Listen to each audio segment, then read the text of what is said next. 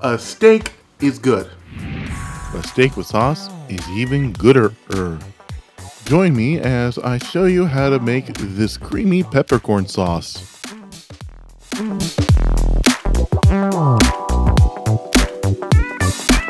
Okay, before we begin the sauce, we gotta take care of the steak first.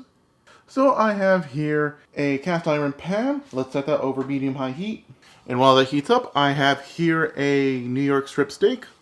And let's just season that with some salt and some pepper.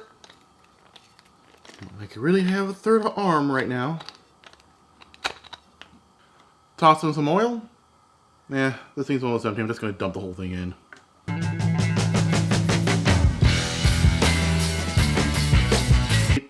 Alright, once that heats up, let's place our steak inside. Season the other side. And depending how rare or unrare you like it, 4.5 minutes on each side should do the trick.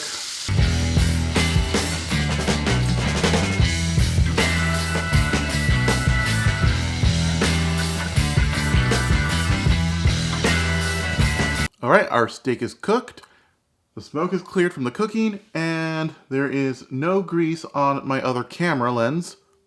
So we can finally, and I mean finally, make the sauce.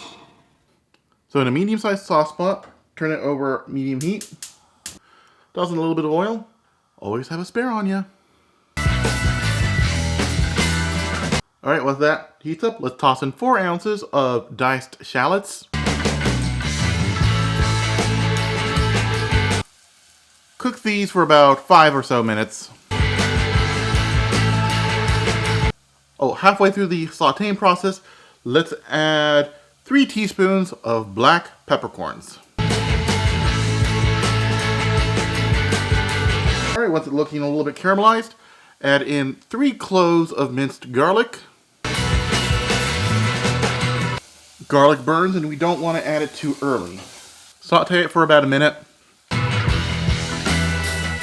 And let's deglaze with 1/3 cup of brandy. Turn the heat back up to medium-low and scrape all the good stuff off the bottom. Also, while it's reducing, let's add 1 teaspoon of Dijon mustard and 1 teaspoon of Worcester sauce. Notice how I did not intentionally mispronounce Worcester for an overused joke. Take note. Almost forgot. Add 1/2 teaspoon of salt. There's plenty of salt in the Dijon mustard and Worcestershire sauce. We don't want to go overboard. Okay, keep reducing it. We need to cook as much of the raw alcohol flavor as we can. Okay, and once the mixture looks like this, drop the heat to low, and let's add 2 cups of beef broth. Then let's add 1/3 cup of heavy cream.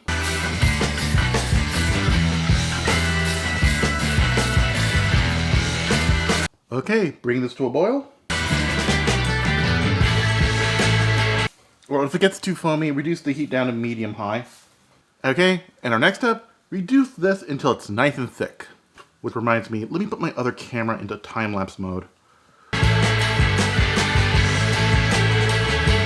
Alright, our sauce has thickened up. Let's do the spoon test. Perfect. And now a taste test. Try not to kill yourself. Or myself. A little bit more Worcestershire and a little bit more salt. Okay, the sauce is ready. Transfer it to a bowl. And what I'm going to do is optional, but I'm going to pre-cut my steak. Also, it'll look good for the thumbnail. And now that you've made a creamy steak sauce, you can use it to liven up any piece of steak. Especially if you did what I did and cheaped out and bought a really gristly piece of meat. This has been Jay's Cuttin Kitchen. I'm CRJ, making cooking fun and meaning it this time. Thanks for watching. If you liked the video, smash the like button. If you really liked the video, become a subscriber and hit the bell notification icon. I upload every Thursday. Don't forget to follow me on Twitter, Instagram, TikTok, and support me on Patreon. Well, try to enjoy my TikTok while you still can. Good thing I still have the After Effects files on me.